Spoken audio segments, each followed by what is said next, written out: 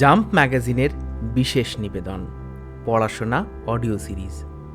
এই অডিও সিরিজের মাধ্যমে আমরা পাঠ্য বিষয়গুলির আলোচনা সহজ ভাষায় শোনাব। আজকের আলোচনায় থাকছে রূপনারায়ণের কুলে কবিতার বিস্তারিত আলোচনা। তাহলে চলো শোনা যাক আজকের আলোচনা। রূপনারায়ণের কুলে সারসংক্ষেপ। রূপনারায়ণের কুল আসলে বাস্তবের রূপময় জগৎ। বহু বহু বছরের অজ্ঞানতার পর এই বাহ্য প্রকৃতিতে কবির চৈতন্য হয়েছে। কবি জেগে উঠেছেন। তিনি উপলব্ধি করেছেন যে এই জগৎ আসলে কোনো স্বপ্ন নয়। রক্ত সফলতাময় এই জগতের আঘাতে সংঘাতে রক্তের অক্ষরে ও বেদনায় নিজেকে আবিষ্কার করেছেন কবি। এর মধ্য দিয়ে স্থির বিশ্বাসে উপনীত হয়েছেন কবি যে দুঃখের মধ্য দিয়েই এই জীবন আমাদের কাছে ধরা দেয়। এই জীবন কেবলই দুঃখের তপস্যা মাত্র। জগতের যা কিছু রূঢ় সত্য তার সম্মুখীন হন কবি। এই সত্য কঠিন, কিন্তু এই সত্যকেই প্রাণ ভরে ভালোবেসেছেন কবি। বেদনা ও রক্তক্ষরণের মধ্য দিয়েই সেই সত্য উপলব্ধি করা যায়। সত্য কখনো কাউকে বঞ্চনা করে না। জীবনের অন্তিম পর্যায়ে এসে সত্যের মূল্য উপলব্ধি করতে চান কবি মৃত্যুর মধ্য দিয়ে। মৃত্যুই এই পৃথিবীতে এক অমোঘ সত্য। এর মধ্য দিয়েই জীবনের সব দেনা শোধ হয়। কবি বলছেন, মৃত্যুর আগে পর্যন্ত এ জীবন কেবলই এক দুঃখের তপস্যা। কবির পরিণত বয়সের জীবন দর্শন ফুটে উঠেছে এখানে। সত্যের প্রতি ভালোবাসায় মাটি ও মানুষের টানে কবি বারবার ফিরে এসেছেন স্বপ্ন জগৎ থেকে। এই বস্তু জগৎ বেদনাময় হলেও কবির কাছে এটাই সত্য, আর সত্য মানেই তো সুন্দর ও শান্তির প্রতিরূপ। বেদনা দুঃখ মৃত্যুর মধ্যে দিয়েই এই জীবন সুন্দর, এ জীবন সত্য। রূপনারায়ণের কুলে বিস্তারিত আলোচনা। রূপনারায়ণের কুলে রবীন্দ্রনাথের জীবনের একেবারে শেষ পর্যায়ে লেখা কবিতা। রবীন্দ্র কাব্যের পর্ব বিভাগ করতে গেলে নবজাতক, প্রান্তিক, রোগশয্যায়, সেঁজুতি ইত্যাদি কাব্যগ্রন্থগুলিকে গোধূলি লগ্নের কাব্য বা অন্তঃপর্বের কাব্য বলা হয়ে থাকে। এই সময় কবি বুঝতে পেরেছিলেন মৃত্যুর দিন ক্রমশ এগিয়ে আসছে। এই ইহজগতের যা কিছু সঞ্চয় সব ফেলে এক অদৃশ্য লোকে তাকে পাড়ি দিতে হবে। ফলে এই শেষ পর্বের কবিতাগুলির মধ্যে ধরা পড়ে রবীন্দ্রনাথের ইহলৌকিক বোধ, মৃত্যু চেতনা, আধ্যাত্মিকতা, যা সর্বতোভাবে উপনিষদ দ্বারা প্রভাবিত। শেষ লেখা রবীন্দ্রনাথের সর্বশেষ কাব্যগ্রন্থ। মৃত্যুর মাত্র 5 দিন আগে রাত্রি 4র্থ প্রহরে তিনি রূপনারায়ণের কুলে কবিতাটি লিখেছিলেন। এই কাব্যগ্রন্থটি যদিও কবির মৃত্যুর পরেই প্রকাশিত হয়, যার সকল কবিতার মধ্যেই রবীন্দ্র মননের এক পূর্ণ দার্শনিক রূপ ফুটে উঠেছে। জীবনের মধ্যে থেকেই জীবনকে উপলব্ধি করা এবং জীবনের সারসত্য হিসাবে মৃত্যুকে স্বীকার করার কথা বলেছেন রবীন্দ্রনাথ এই কবিতায়। রূপনারায়ণের কুলে জেগে উঠিলাম, জানিলাম এ জগৎ স্বপ্ন নয়। এই রূপনারায়ণ বাস্তবিক কোনো নদীর নাম হলেও কবিতায় তা কোনো ইহলৌকিক উপাদান নয়।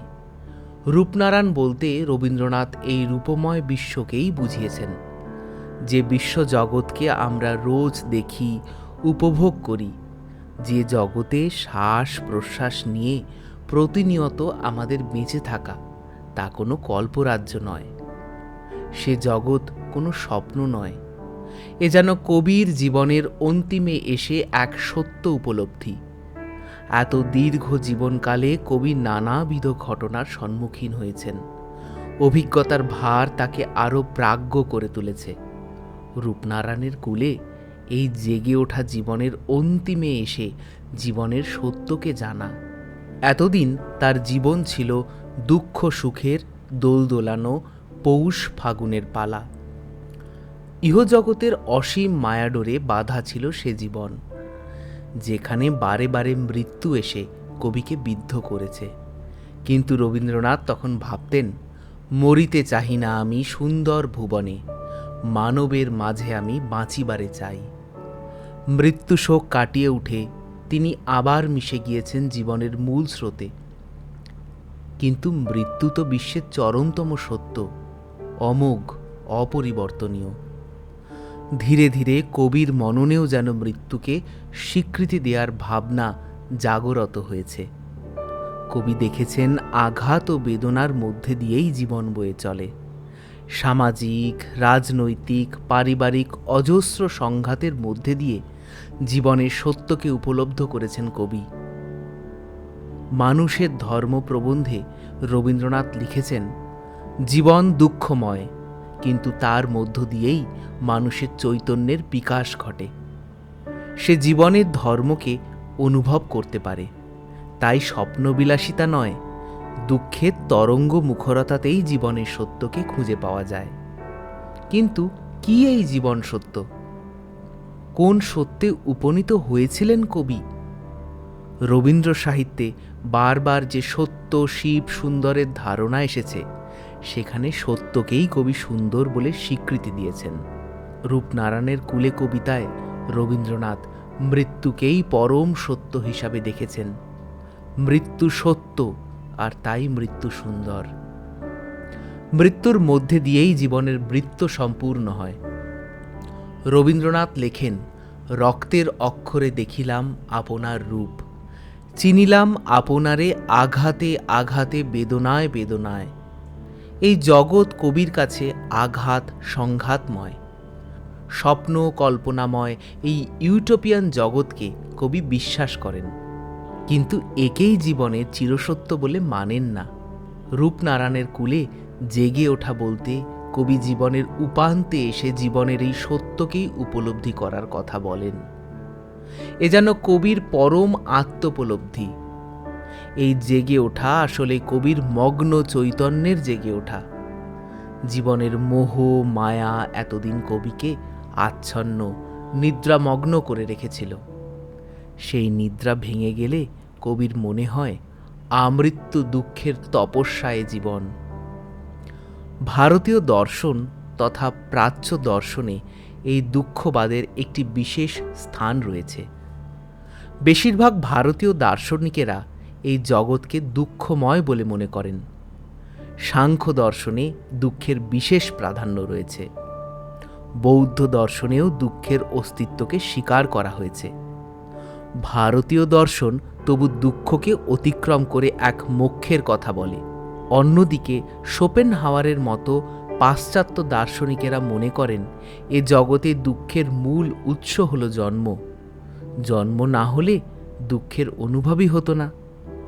এই দুঃখের নিবৃত্তি কেবলমাত্র মৃত্যুতেই সম্ভব। রবীন্দ্রনাথও মৃত্যুকে এই জীবনের সব দুঃখের সমাধান বলে মনে করেন। জীবন এক দুঃখের তপস্যা। মৃত্যুর মধ্য দিয়েই সেই তপস্যার মোক্ষ লাভ হয় এবং জীবন পূর্ণতা পায়।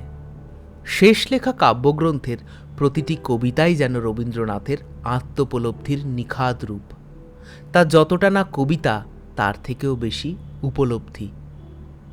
এই কাব্যেরই আরেকটি কবিতায় রবীন্দ্রনাথ লিখছেন, দুঃখের আধার রাত্রি বারে বারে এসেছে আমার দ্বারে। প্রশ্ন করতে ইচ্ছে করে, রবীন্দ্রনাথের জীবনে এই দুঃখবোধ, এই মৃত্যু চেতনা সৃষ্টি হলো কিভাবে?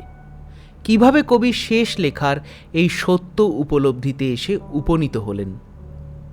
14 বছর বয়স হওয়ার আগেই জীবনে প্রথম মৃত্যু দেখেন রবীন্দ্রনাথ, তার মা সারদা দেবীর মৃত্যু। জীবনস্মৃতি গ্রন্থের মৃত্যুশোক অধ্যায়ে তিনি লিখেছেন যে মায়ের মৃতদেহ যখন বাড়ির সামনে রাখা হয়, তখন মায়ের মুখ দেখে মৃত্যুর কোনো রূপ বেদনার ছাপ লক্ষ্য করেননি রবীন্দ্রনাথ। বরং তার মায়ের মুখ দেখে তার মনে হয়েছিল মৃত্যু হয়তো বড় সুখকর। কিছুদিনের মধ্যেই তার বড় দিদি সৌদামিনীর স্বামী সারদা প্রসাদ গঙ্গোপাধ্যায়ের মৃত্যু হয়। এর পরের বছরই তার নতুন বৌঠান কাদম্বরী দেবী আত্মহত্যা করেন। তার মায়ের মৃত্যু এবং কাদম্বরী দেবীর আত্মহত্যা কবিকে সব থেকে বেশি বিচলিত করেছিল। এক বিশাল শূন্যতা গ্রাস করেছিল রবীন্দ্রনাথকে কাদম্বরী দেবীর মৃত্যুর পরে। অনেক পরে 1902 সালের নভেম্বর মাসে রবীন্দ্রনাথের স্ত্রী মৃণালিনী দেবী মারা যান। তদুপরি পিতা হয়ে একের পর এক সন্তানের মৃত্যু শোকও সহ্য করতে হয়েছে তাকে। দ্বিতীয়া কন্যা রেণুকা মারা যান 1903 সালে এবং তার বছর তিনেকের মধ্যেই তার ছোট ছেলে সমীন্দ্রনাথ কলেরায় মারা যান। তারপর একে একে বড় মেয়ে মাধুরীলতা, ছোট মেয়ে মীরা দেবীর ছেলে নীতীন্দ্রনাথ মারা যান। পরপর এতগুলি মৃত্যু কবির চেতনাকে বিদ্ধ করেছিল নিশ্চিত। রবীন্দ্রজীবনী ঘাঁটলে দেখা যায় পুত্র সমীন্দ্রনাথ মারা যাওয়ার দিন রবীন্দ্রনাথ শ্মশানে পর্যন্ত যাননি। ঘরে বসেছিলেন একা। রাতে ঘুম আসেনি তার। আর ঠিক সেই রাতেই তিনি লিখেছিলেন বিখ্যাত সেই গান, আজি জ্যোৎস্না রাতে সবাই গেছে বনে, বসন্তেরই মাতাল সমীরণে। মৃত্যুশোক বারবার আঘাত করেছে তাকে। তার সংবেদনশীল মন যত আঘাত পেয়েছে ততই তার প্রজ্ঞা তাকে মৃত্যুর রহস্য ভেদ করার চিন্তায় আকৃষ্ট করেছে। এই মৃত্যু যে রবীন্দ্রনাথের প্রাণধারার এক নিবিড় ছন্দের অঙ্গীভূত তা ক্রমশ স্বীকার করে নেন রবীন্দ্রনাথ। তাই হয়তো তিনি লিখতে পারেন, নাচে জন্ম নাচে মৃত্যু তালে তালে। কবি বুঝতে পারেন এই বিশ্ব, এই রূপ রস গন্ধ স্পর্শময় বস্তু জগৎ মায়াময়, ছলনাময়, প্রবঞ্চনাময়। দ্বন্দ্ব ও সংঘাতের মধ্যেই মানুষের তথা বিশ্বের প্রকৃত সত্য লুকিয়ে আছে। এই সত্য কঠিন, তবু সেই কঠিনকেই ভালোবাসতে চান কবি। কারণ সত্য কঠিন হলেও তা কখনো কাউকে বঞ্চনা করে না। রানীচন্দকে একবার একটি চিঠিতে রবীন্দ্রনাথ লিখেছিলেন, সত্য কঠিন, অনেক দুঃখ দাবি নিয়ে আসে। স্বপ্নে তো তা থাকে না, কিন্তু তবুও আমরা সেই কঠিনকেই ভালোবাসি। ভালোবাসি সেই কঠিনের জন্য সব কিছু দুঃসহ কাজ করতে।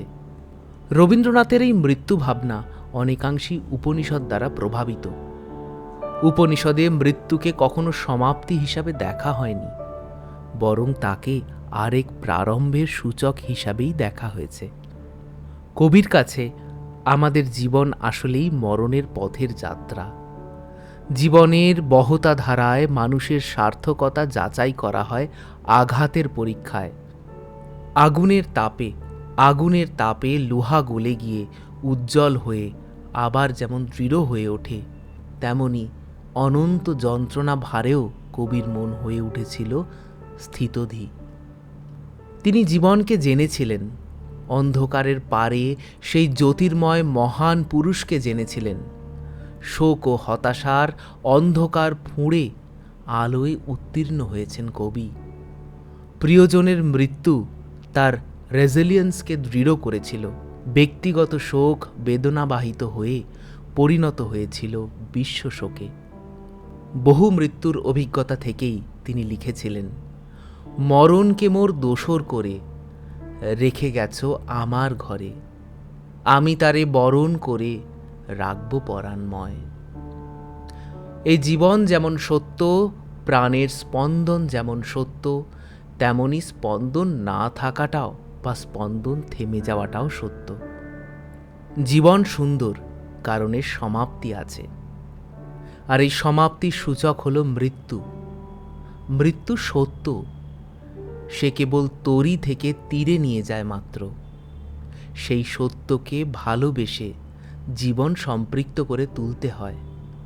সত্যকে ভালোবাসতে পারাই জীবনের সার্থকতা।